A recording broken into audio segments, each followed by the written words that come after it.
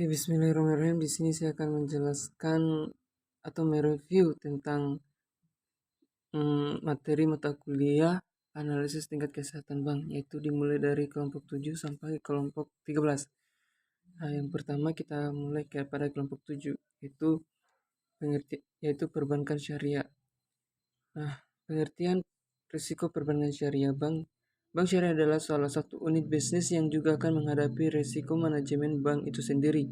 Bahkan kalau kita cermati mendalam, bank syariah merupakan bank yang banyak dengan risiko, karena dalam menjalankan aktivitasnya banyak berhubungan dengan produk-produk bank yang mengandung banyak risiko, seperti produk mudoroba.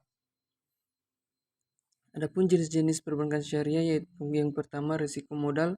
Salah satu fungsi modal adalah melindungi data penyimpanan dana terhadap kerugian yang terjadi pada bank. Jumlah modal yang dibutuhkan untuk melindungi para penyimpanan dana berhubungan dengan kualitas dan risiko dari aset bank. Yang kedua, risiko pembiayaan risiko.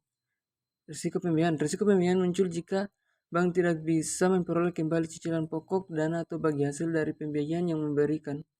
Ada 4 macam risiko pembiayaan, yaitu risiko pembiayaan murabahah, salam, istisna, mudorobah, dan musyaraka. Likuiditas risiko. Likuiditas secara luas dapat didefinisikan sebagai sesuai. Selain itu, di dalam risiko likuiditas ada risiko operasional, risiko kerugian dalam bentuk ketidakcukupan atau kegagalan proses internal yang terkait dengan manusia dan sistem. Lanjut pada kelompok 8, yaitu tata kelola dalam bank syariah. Yang pertama, model tata kelola berdasarkan pemangku kepentingan. Model tata kelola multi pemangku kepentingan kadang disebut juga inisiatif multi pemangku. Inisiatif pemangku kepentingan adalah struktur tata kelola yang berusaha mempersatukan para pemangku kepentingan untuk berpartisipasi dalam bidang dialog, pengambilan keputusan, dan pelaksanaan solusi bagi masalah atau tujuan bersama. Peran dan tanggung jawab Dewan Syariah. Salah satu ciri yang membedakan antara bank syariah dan bank konvensional adalah adanya Dewan Pengawas Syariah atau DPS pada perbankan syariah, sehingga Dewan Pengawas Syariah DPS mempunyai peran yang penting dalam menentukan produk dan jasa yang ditawarkan ke masyarakat sesuai dengan prinsip syariah. Prinsip syariah adalah prinsip hukum Islam dalam kegiatan perbankan berdasarkan fatwa. Yang kedua, permasalahan dalam tata kelola masyarakat. Salah satu permasalahan dalam tata kelola syariah adalah interpretasi yang beragam terhadap hukum-hukum syariah itu sendiri. Dalam Islam terdapat berbagai aliran dan mazhab yang memberikan penafsiran yang berbeda-beda teks. Yang itulah yang membedakan Islam serta mengeluarkan fatwa dan pendapat hukum. Lanjut, kita beralih kepada kelompok 9, yaitu transparansi dan kualitas data. Di mana transparansi dan kualitas data. Transparansi dapat didefinisikan sebagai kualitas dari informasi atau data yang disampaikan kepada publik dalam konteks organisasi atau entitas pemerintah.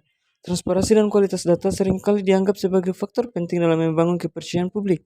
Transparansi mengacu pada penciptaan lingkungan di mana informasi mengenai kondisi, keputusan, dan tindakan yang dapat diakses, dilihat, dan dipahami oleh semua pelaku pasar.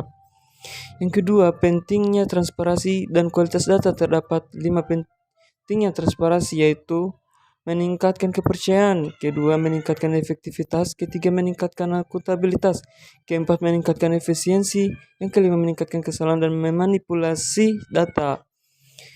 Adapun hambatan pada transparansi dan kualitas data, yang pertama yaitu kurangnya aksesibilitas data, yang kedua masalah dengan tingkat keamanan data, yang ketiga tidak adanya standar data yang konsisten, yang keempat kurangnya kesadaran, yang kelima sistem berbeda. Namun adapun faktor yang mempengaruhi transparansi dan kualitas data, yang pertama yaitu kesalahan manusia, yang kedua kualitas perangkat lunak, yang ketiga kualitas infrastruktur, yang keempat kualitas proses bisnis, yang kelima kualitas kontrol.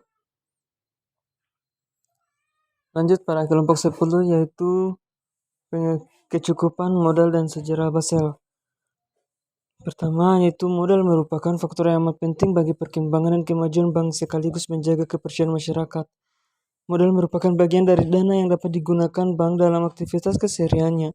Kecukupan modal merupakan faktor yang penting bagi bank dalam rangka pembangunan usaha dan menampung risiko kerugian. Sejauh ini, BCBS telah mengeluarkan 3 kesepakatan yang disebut Basel 2, Basel 1, Basel 2, dan Basel 3. dengan tujuan untuk meningkatkan kreditabilitas perbankan dan memperkuat pengawasan perbankan di seluruh dunia. Perbedaan utama antara Basel 1, 2, dan 3 adalah Basel 1 dibentuk untuk menentukan rasio minimum modal terhadap aset tertimbang menurut risiko untuk bank, sementara Basel 2 dibentuk untuk memperkenalkan tanggung jawab pengawasan dan untuk memperkuat persyaratan modal minimum, dan Basel ketiga dibentuk untuk mempromosikan kebutuhan buffer likuiditas atau lapisan tambahan ekuitas. Adapun faktor-faktor yang mempengaruhi kecukupan modal. Pada bank, pengaruh NPL terhadap SHAR menurut Siamat 2001, kredit bermasalah atau sering disebut juga non-performing loan, yaitu kualitas aktiva kredit yang bermasalah akibat pinjaman oleh debitur yang gagal melakukan pelunasan karena adanya faktor eksternal. Menurut Peraturan Bank Indonesia Nomor 6/10/PBI/2004, tanggal 12 April 2004, tentang sistem penilaian tingkat kesehatan bank umum, semakin tinggi nilai NPL di atas 5%. Peningkatan NPL akan mencerminkan risiko kredit yang ditanggung pihak bank. Pengaruh LDR terhadap SHAR, semakin tinggi LDR menunjukkan semakin berisiko kondisi likuiditas bank. Sebaliknya, semakin rendah LDR menunjukkan kurangnya efektivitas bank dalam menyalurkan kredit. Oke, lanjut kepada kelompok 11, yaitu konsep penilaian kesehatan bank. Tingkat penilaian kesehatan bank merupakan hasil penilaian kondisi bank dalam rangka mengatasi risiko dan kinerja bank. Dapat juga dikatakan penilaian kesehatan bank merupakan cerminan dari kinerja fungsi bank. Bank yang sehat adalah bank yang dapat menjaga dan memelihara kepercayaan masyarakat, dapat berperan sebagai intermediasi, dapat membantu kelancaran arus pembayaran, dan dapat membantu masyarakat. Pemenuhan peraturan perbankan. Yang pertama ada rasio kewajiban penyediaan modal. Rasio kecukupan modal minimum merupakan rasio kecukupan modal bank atau kemampuan bank untuk menutupi kerugian kredit atau transaksi surat berharga dalam modal yang ada. Rasio modal digunakan untuk mengukur kemampuan bank untuk menyerap yang tidak dapat dihindari. Penetapan batas maksimum pemberian kredit (PBMK), persentase terbesar dari realisasi dana yang diberikan kepada permodalan BPR termasuk kredit dan penempatan dana BPR pada bank lain, tidak termasuk giro atau disebut BPMK.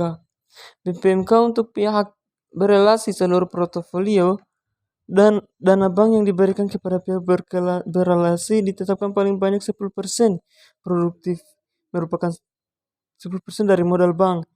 Yang ketiga, ya ada lagi penentuan kualitas aktiva produktif penerima manfaat kualitas aktiva bank. Baik dalam perbankan syariah, Anda harus selalu berpegang pada prinsip kehati-hatian dan prinsip syariah. Ada lagi yang disebut dengan financing to deposit ratio (FDR). FDR atau financing to deposit ratio merupakan perbandingan dana pihak ketiga dengan dana yang disediakan bank.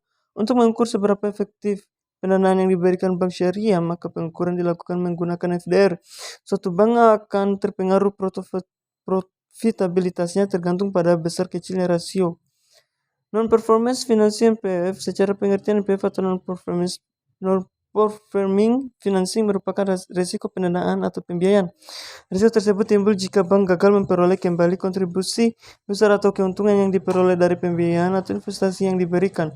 Pembiayaan yang buruk atau bermasalah ini terjadi karena bank melakukan pendanaan tetapi nasabahnya tidak mampu membayar atau mengansur sesuai dengan akad yang disepakati sebelumnya oleh kedua belah pihak. Hal ini berpengaruh pada naik turunnya pendanaan dalam perbankan syariah. Beralih lagi ke kelompok 12, yaitu proses analisis risiko. Analisis risiko adalah metode untuk mengukur dan mengidentifikasi variabel yang bisa mengancam atau mencederai sebuah kesuksesan sebuah acara, proyek, rencana, program, maupun bisnis dalam meraih tujuan. Proses analisis risiko dalam perbankan merupakan langkah yang penting untuk mengidentifikasi, mengevaluasi, dan mengelola risiko yang dihadapi oleh lembaga keuangan.